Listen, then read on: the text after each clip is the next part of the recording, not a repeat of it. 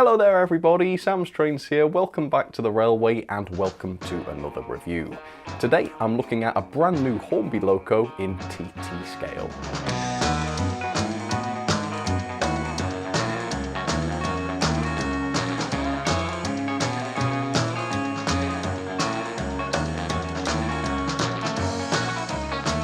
The two TT locos that I've looked at so far were both very similar. They were both steam locos to begin with, and they were both Gresley Pacifics based on the same chassis. They were also very large locomotives, whereas the loco I'm looking at today is a completely different kettle of fish. It's a diesel to start with, not a steam loco, and it's also incredibly tiny, unlike the two Pacifics I've looked at so far. So I'm really curious to see what this is going to be like and to see how it's been engineered to work. So today's loco is this, the all-new, only just released TT scale Class 08 from Hornby. The RRP for this loco is £118.99, which is 65% of the cost of Hornby's 00 scale Class 08.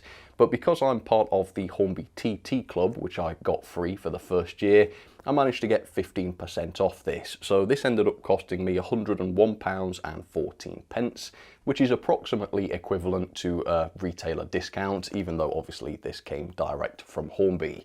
So a much smaller loco than the ones we've seen before in TT scale. Really interested to see what that's going to mean in terms of performance, and I'm going to bring you along for the journey. So let's get this out, let's see what this is like, and let's try a completely different loco in TT scale. Here we go. So, at the very least, this is a £100 locomotive, which is quite similar to the price of a 00 scale small locomotive. In fact, there are 00 060s, which are even cheaper than this. So in terms of expectations, I would very much expect this 08 to have the same level of detail and complexity as a 00 scale loco. Otherwise, why is it about the same price? So quite high expectations for this, although it is quite a bit cheaper than the A1s and the A4s from last time, so that's good to see. Right, let me show you the end of the box. So the version I have is TT3001M. It is a BR Class 08 060, and it is number 08489 Era 7. So it's got all of the info on the end of the box we need. For now, I think we will look inside because there's nothing more to see on the outside of the box. Let's crack this out. I'm absolutely astonished by the size of this thing. Obviously, I was expecting it to be small, and I have seen those Pacifics already, so I've got a sense of what TT scale is like. But yeah, hopefully the camera puts across the sheer tiny size of this loco. It is very small. Right, let's pull this out.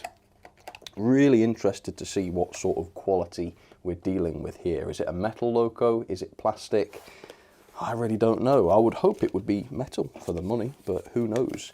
Okay, let's have a look at this. So it is the Class 08 060 diesel locomotive. Let's have a look inside. Right, so a touch about lubrication, just shows you the oiling points there, the axles, the coupling rods.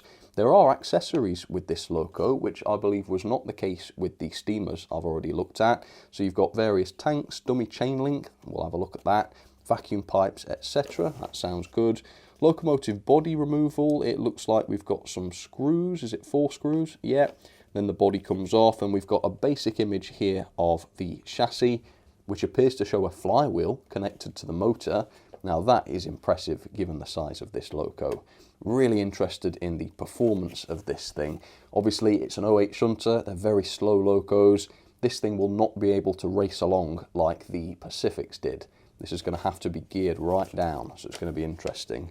And then some horrible printing on the back here. Not sure what's gone on there, but you can pretty much make it out if you want to get that information. Okay, interesting. Well, I've already spotted the accessories, which are here in the top. So let's start, shall we, by opening up this blister, which is about the size of a TT wagon blister pack. Very, very small.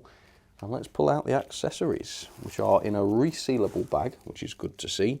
And yeah, we do actually have screw-link couplings included here. They seem quite wide, don't they? Yeah, they look quite wide and fat, which is odd. And obviously they're not articulating because of how small they are. But the fact that these are included is really good to see. And you've got everything else the instructions mentioned, the tanks and also the vacuum pipes. So you can fit those if you want to and add even more detail. But let's have a look at the loco. I'm actually really excited for this. Can't wait to see what this is like. So let's open it up and find out. We'll get our first look at the finish, hopefully. Cool. All right. Yeah, the finish doesn't look too bad at all, actually. Yeah, there's a fair satin sheen to that. And I'm only looking at the top of the loco so far, and yet I'm seeing quite a bit of complexity in the decoration. Right, so let's lift it up. Okay. So yeah, it feels quite lightweight, I would say, given its size. Although, looking underneath, there are no traction tyres fitted here, which is good to see. The loco itself, though, looks excellent. Just like with the Pacifics, really, there's a lot of detail on this thing, which is very impressive given its size. And of course, we will take a much closer look at the level of detail on here in just a second. But first of all, let's have a little bit of background on the 08 Shunter, and then I will show you everything there is to see on this new model from Hornby. Right, let's get started. The British Railways Class 08 was a very early but very numerous class of British diesel shunter introduced in 1952. 996 examples were built over a 10-year period, and they were loosely based on the LMS 12033 design, and they looked very similar, although of course they were considerably updated with English Electric 6-cylinder engines and dual motors from the same builder. Variations in the design meant that different motors were used in different engines, some designed for higher voltages than others, and most were only capable of reaching a maximum speed of around 15 miles per hour, while some could stretch up to 20. For many years, the 08s could be seen at countless stations and freight yards, and even to this day, roughly 100 remain either in preservation or in use on industrial premises. Among the many preserved examples is the first ever built, which is number 13000 or 13046. So there it is, up close and personal for you, Hornby's brand new 08 Shunter in TT scale. And hopefully you'll agree that this looks fantastic. It's very well painted, as you can tell, and the level of detail seems to be good. So it looks great, but I have to say it feels pretty cheap. The bodywork is all plastic, unfortunately. The chassis may be die-cast, but I haven't gotten to that yet. At least externally, the model is just plastic, and that does show through in the weight. This loco weighs in at just 48 grams, which is a lot lighter than I was expecting, because in 00 scale, an A4, for instance, is 1.5 times the weight of an 08 Shunter. That's my Bachmann 08 Shunter, because I don't have a Hornby one. But here in TT scale, the A4 is 3 times heavier than the 08 Shunter at 151 grams. And I think that's because regardless of a loco's size, it's still got to have a motor and gears and a DCC socket in there. And these components are not that heavy. And yet, because they take up quite a bit of room, there's less room for other things like big chunky chassis with lots of die-cast on them. And so it looks like the smaller you go with a scale such as TT, the more dramatically light the locos are going to be. So there's not a lot you can do about that, except of course make bodies die cast, and this one is just plastic, unfortunately. So yeah, very lightweight. The finish though is not a problem. It doesn't have a particularly plastic finish. I think if you catch the light right, there's actually a really nice satin finish to that, and it looks quite realistic. Up close, the paintwork looks pretty good as well. I think the number looks a little bit fuzzy on the side of the cab, and you can kind of see the blue through the white a little bit there. But other prints, such as the British Railways arrows, look absolutely fine. Yeah, can't fault those. And the various warning signs up on the top there, again, they are excellently printed, so I wouldn't fault that. The wasp striping at either end is fantastic as well. Here it is on the back. Yeah, it's incredibly well applied, especially given the size of this loco. I mean, the whole back of the engine here is about the size of a small coin, so that's really good. And the other end looks great as well. There's a fair bit of complexity here with the radiator grills and the wasp stripes. Really, really good. I think one of the more impressive features are these coupling rods, because look how fine those are. Separately painted yellow, of course, made of metal too, but the crank pins absolutely tiny, and the thickness of the rod itself looks incredibly to scale. That is really quite incredible. And of course they are real coupling rods as well. It's not like each axle of the Loco has a driving gear on it. It is just the center wheel. So these rods will really couple the wheels together, which I think is really cool. Right, let's take a look at some of the details then. We'll start at the bottom. So the underframe looks good in that the moulding is pretty strong, I would say, where the suspension springs and such are. You've also got this separately fitted pipework on the bottom, which looks pretty good. Yeah, it stands out great as a result of being separately fitted, but there aren't that many separately fitted parts in terms of the bodywork. I mean, the little handrails on the steps, for instance, those are just a part of the moulding and they're not picked out, so they don't stand out very much. And the same is true of things such as the grab rails by the side of the door. Yep, those are just moulded. And the handles of the various cabinets on the side, these are just moulded as well. Whereas in 00 scale, they would be separately fitted. That does make perfect sense, of course. To separately fit these details at TT scale would be insanely challenging and expensive. But I guess I would have expected the reduction in complexity to be reflected in the price to a greater extent than it has been. Looking at the buffer beams, we've got separately fitted metal buffers. This one is a bit wobbly though, as you can see, so not brilliantly applied, but we do have the tiny little coupling hook onto which you can fix the screw link coupling if you want to. That's a great inclusion, although unfortunately I think there is a scaling issue with the screw link couplings here, because if I bring in a 00 screw link coupling, you can see that the two are practically the same width.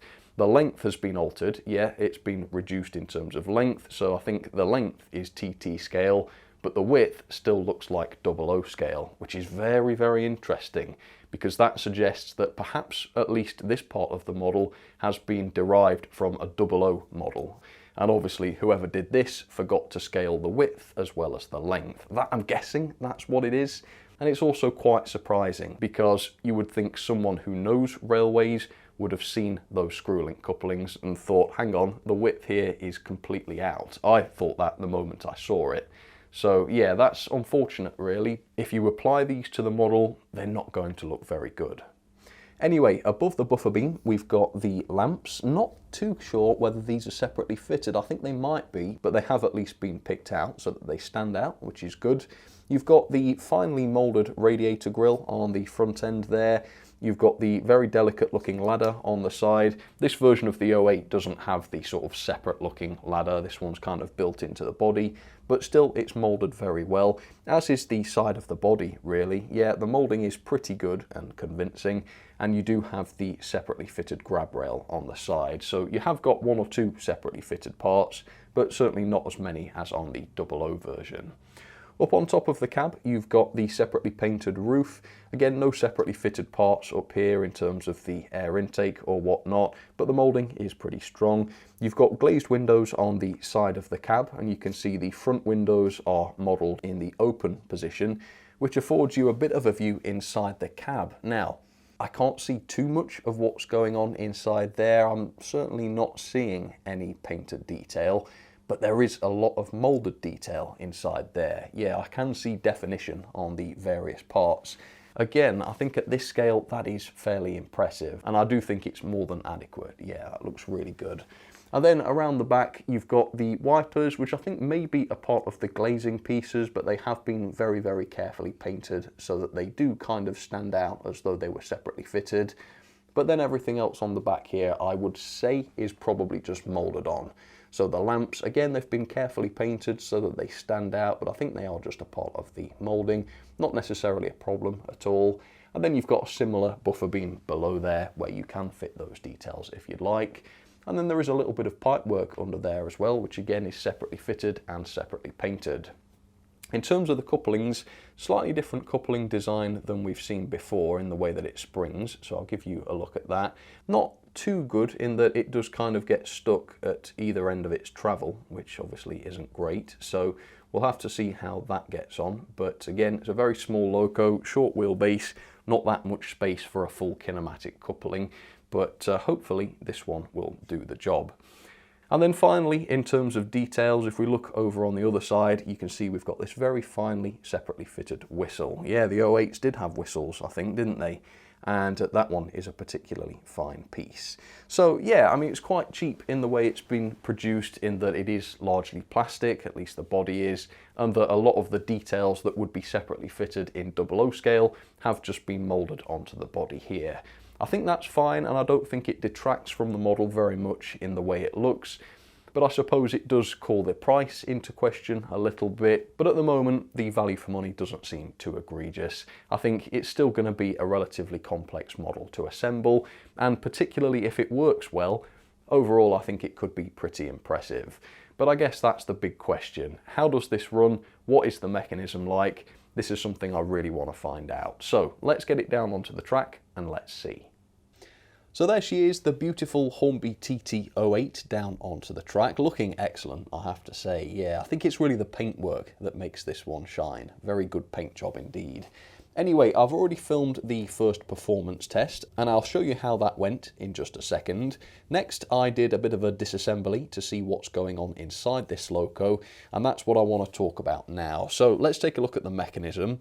First of all, pickups. It has wiper pickups on every single one of its 6 wheels. So that's a nice traditional solution. Can't go wrong with wiper pickups. That should produce some decent continuity, I think. The base keeper plate is attached via 3 screws, and removing these screws allows you to fully remove the base keeper plate, which is great for servicing the pickups, cleaning those, and also lubricating and cleaning the axles. You've got some little spring-loaded contacts that make that possible, so that the base keeper plate can connect to the loco electrically. That's really good. We've also got proper bearings on all of the driving axles. Such a good quality feature for such a tiny loco. Really like that a lot. And you've also got a single driven axle, although as you can see there is a fair bit of gearing here. Hopefully that means that the speed of the loco is going to be sensible. You'll see that in just a second. Body removal is relatively straightforward. As the instructions showed, you remove 4 of the body screws and then you can lift the chassis out of there. The chassis is largely die-cast, I would say. I think the running plate is probably just plastic, but it's not ever so easy to tell. So there is a chance that that's metal too, but I think it's plastic. Could be wrong though. Anyway, unfortunately, the instructions did show a flywheel on the chassis here. But here in person you can see that there is no flywheel fitted. Now if I had to guess, I would say that that's because maybe the designer failed to account for the motor contacts and wires, which obviously would encroach on a flywheel if there was one fitted here. But unfortunately that does have repercussions for the model, doesn't it? For whatever reason, a flywheel has not been fitted, and therefore A, we miss out on the flywheel effect, you know, the smoother performance that a flywheel would bring, but B, we've also now got an empty space here on the chassis. And if there was a flywheel in that empty space, the model would obviously be much heavier. And equally, if that space had been occupied by another bit of heavy chassis, then again, the loco's weight could have been improved. Because a flywheel was designed into this but not actually fitted, we've got that big empty space on the chassis now, which has really dragged the loco's weight down. So that's a bit naff, isn't it? Quite disappointed by that. Also, there is no lighting on this chassis at all. A few working lamps, maybe a cab light, that would have been really nice to see for the money, but unfortunately it is quite bare bones. It does look like we've got a coreless motor here though. Can't quite tell because it's kind of buried, but if so, that's a high quality feature. I think a coreless motor is going to serve TT quite well, so that's good to see. You've also got a 6-pin DCC socket up on top, so you need 6-pin decoders if you want to chip one of these, and there does appear to be ample space for a decoder there too, so that's good. And then the gauge comes in at 10.3mm to 10.4mm, which is a touch tighter than the A1 and the A4 was, but not by a huge amount, and the gauge doesn't seem to cause any issues. So with that, yeah, the mechanism is pretty good. It's got some good and some bad. I love the pickups, I love all of the bearings, but some lights and certainly a flywheel / a little bit more weight would definitely have improved this, I think. Overall though, no major complaints. Anyway, let's jump back in time and let me show you that first test. Okay then, moment of truth. And there really is a lot riding on this loco's performance, because obviously the Gresley Pacifics, those really did run a little bit on the fast side, but those were express passenger locos, so I think they could get away with it. This thing in real life, 15 to 20 miles per hour was the absolute maximum. So if this runs dead fast, it won't be accurate or realistic. So first question though, regardless of the speed, does it work at all? So let's set a direction and let's give it a try. I'm going to ease it up. Oh gosh, yeah, it does go. Now, I should say, not been running at all at this point, and I will run it in fully forwards and backwards before judging its performance. But yes, it is working. Let's have a look at the speed then. So let me run it past you at 50% power on the controller. Ready? 50%. So I would say it's a little bit speedy, maybe. I would say at 50% speed, that's probably as fast as you're going to want this to go. But the gearing is much, much better than on the Pacifics. Yeah, this does seem to be much slower and more controlled, which is very impressive.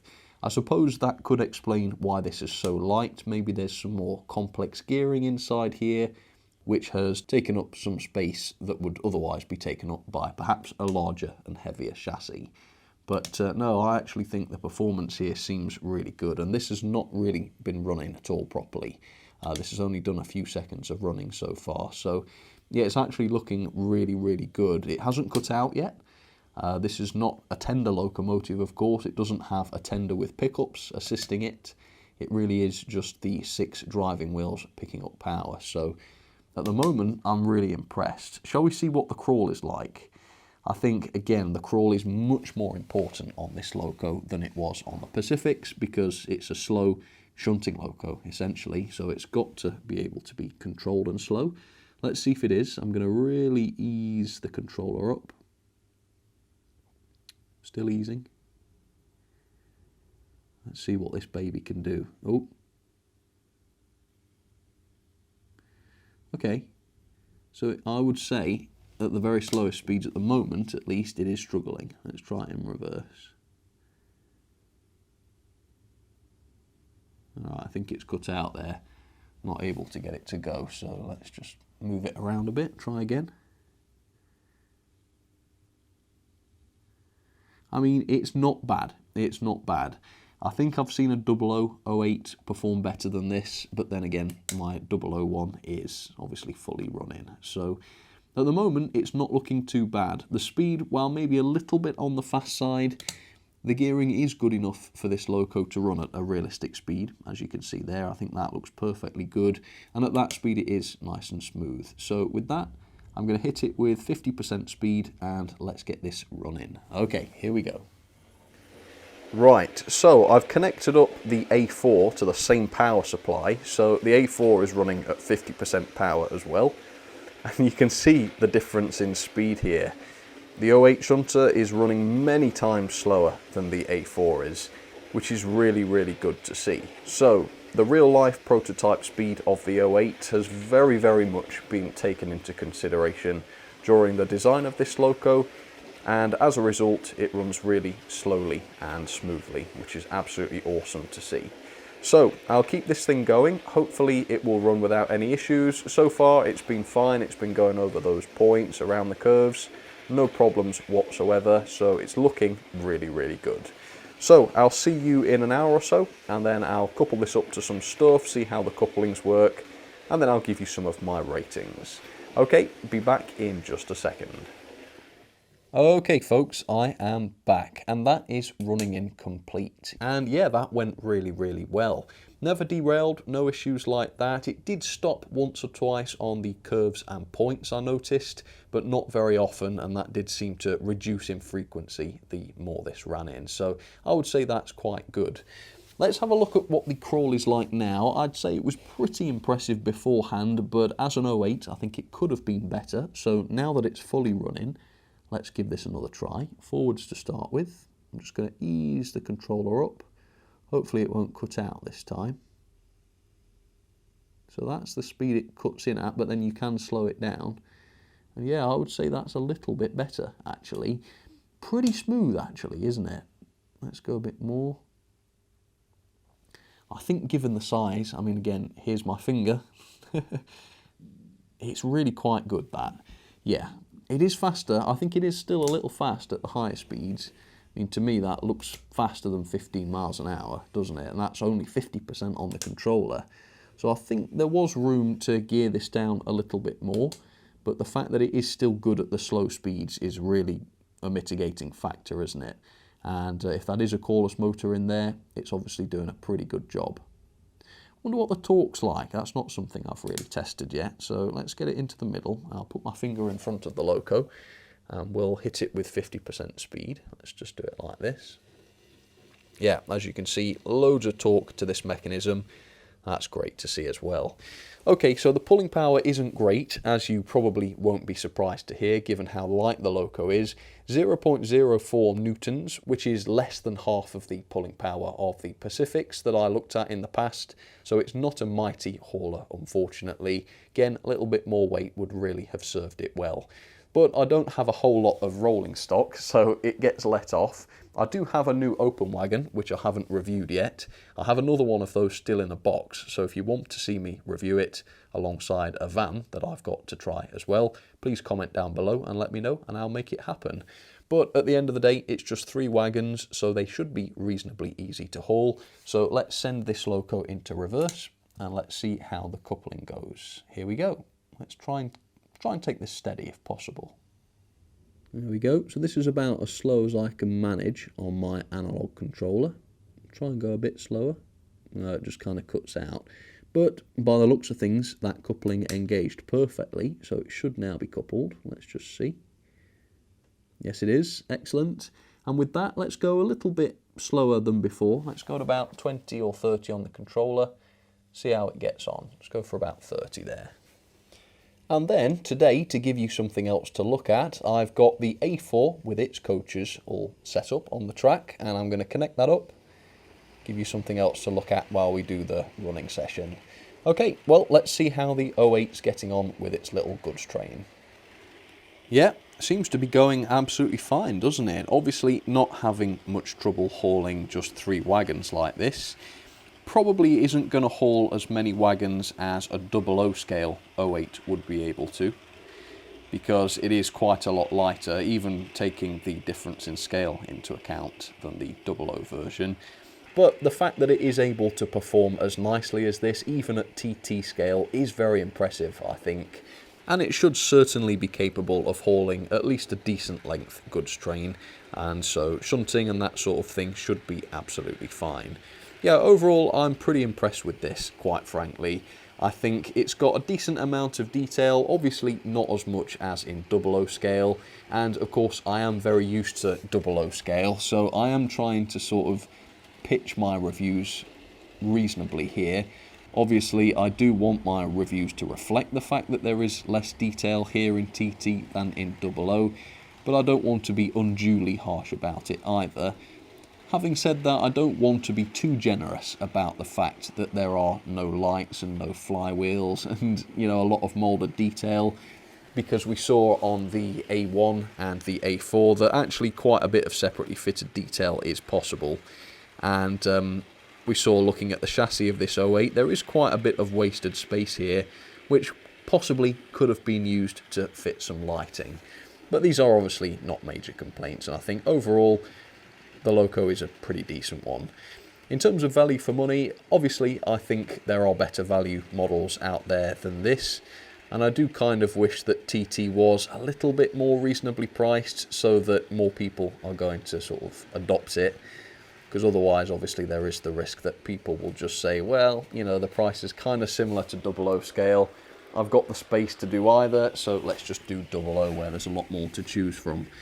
Yeah, I think while TT is still in its infancy over here in the UK, manufacturers like Hornby should be doing all they can to make this attractive and appealing, and a decent price is a good way to do that. I don't think the price is terribly unreasonable here, but yeah, I do think 100 quid or even 118.99 at the full price a little bit steep, and I think the Loco could have a few extra features for that, but again, not a major deal. Yeah, I do like it. I think it looks good. It's very well painted. The level of detail that is there is good and effective. I like that a lot. And it's running nicely, although perhaps not quite as well as you might expect a 0008 to run. Let's have some ratings then for Hornby's new 08 Shunter in TT scale. Now overall I do think this is a good model. It's got a lot of great qualities to it, hasn't it? But there are downsides to the model which I feel I do have to reflect in the ratings, and they have dragged the scores down a little bit.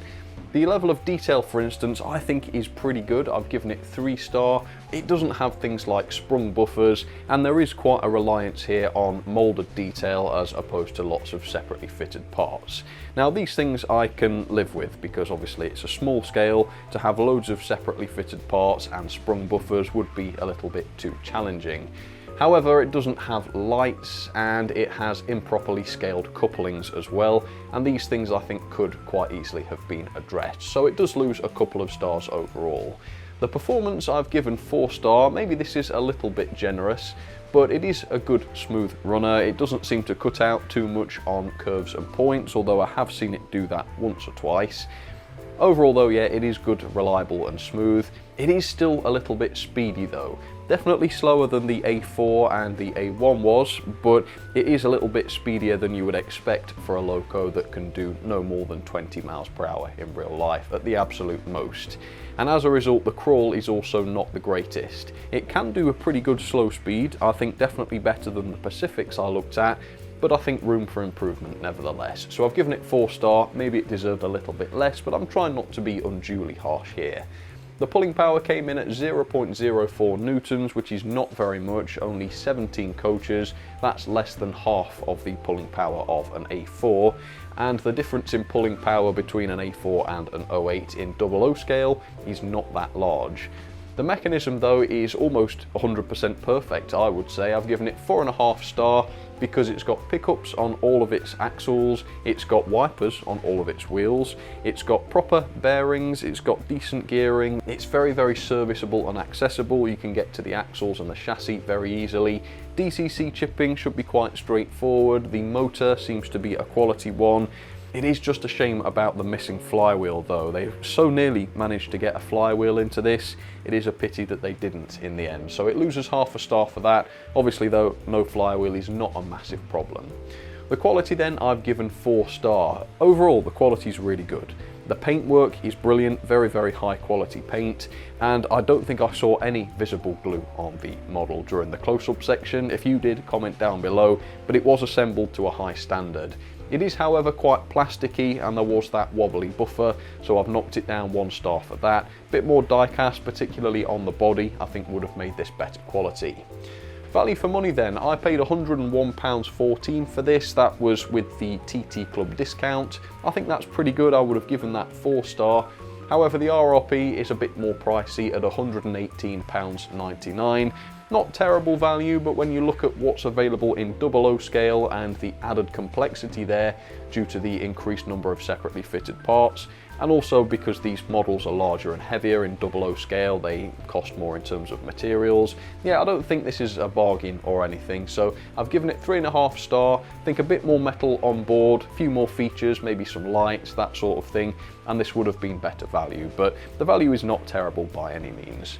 Overall then, for me, that is 7.25 out of 10 and a grade of D. Yeah, I think that is a little bit harsh. D does sound harsh, but as I say, there are things that I think the score needs to reflect. So into the TT logbook, and there it is in 3rd place, not too far below the A1, but below it nevertheless. Overall, I can recommend this. I do think the Pacifics were a little bit better, but again, when you take into consideration the scale, definitely not a bad effort from Hornby here, and already it's very much a Loco that I've been enjoying. Well folks, that will just about do it for my review of Hornby's new 08 Shunter in TT scale. Let me know what you think of it. Do you think the level of detail is as good as you were expecting? Do you think it's reasonable to expect more features than we see here? And also, do you think the price is reasonable? Please do let me know what you think. Overall, I don't think there's anything particularly wrong with this. Yeah, I think it's a good model, looks great, runs well, and I would love to see this in a train set as well. Yeah, I think that would be really a lot of fun. I really need a few more wagons to make proper use of this, and as more wagons become available, I will certainly try to buy some more. So stay tuned if you'd like to see some more rolling stock reviews, and I'll certainly try to make those happen. But for now, I hope you enjoyed this review. Thank you so much for watching it, and I will see you very, very soon with another video. Alright, cheers folks, you take care. Catch you next time.